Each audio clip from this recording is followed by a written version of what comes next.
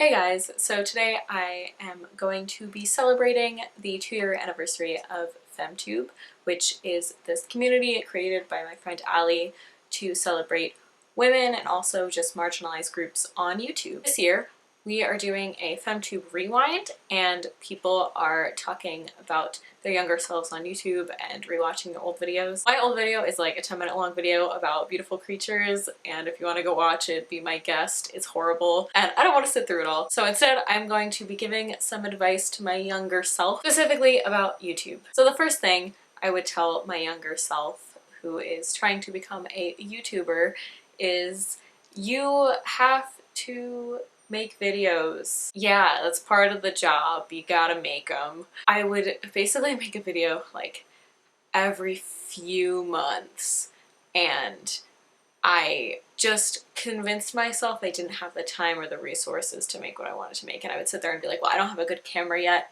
so I can't make this video that I really want to make, so I'm gonna wait until I have a good camera so that it'll be quality. But really, I did have enough resources to make the videos, and waiting around was not good for me, and it didn't help me develop my channel for a long time. And when I started uploading semi-regularly, definitely not once a week, but more than every 6 months, it felt really good just to be participating in this community and being active in it. My second piece of advice would be, if you want to be in communities, you have to go talk to people. Hands down, my favorite thing that's come out of YouTube for me is the friends I've made from it, and those came from getting involved in small YouTuber communities.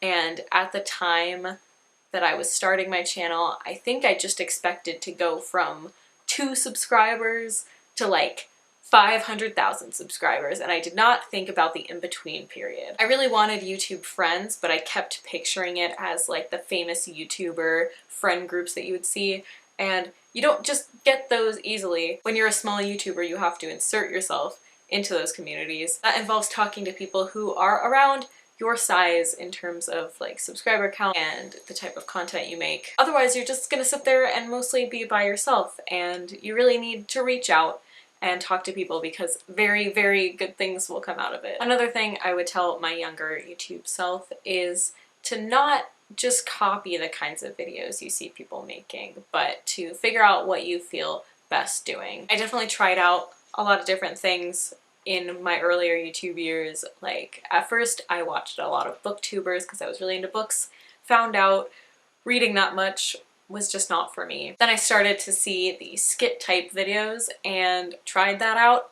Just not good at it. And then I found vlogging and that kind of stuck and it felt good and it came to me more naturally than the other ones. Definitely trying things out is good, and she did that and I'm proud of her, but I know I did feel this pressure back then to do what I saw everyone else doing and talk about what I saw everyone else talking about, which is good sometimes, but other times you just gotta talk about what you want. Which is my last piece of advice and something that I am still trying to improve on, which is just making videos about topics for which you have a lot to say, which should be easy, right? But I continuously find myself in these ruts where I can't think of what to talk about for a video. It's just like having a conversation with your friend.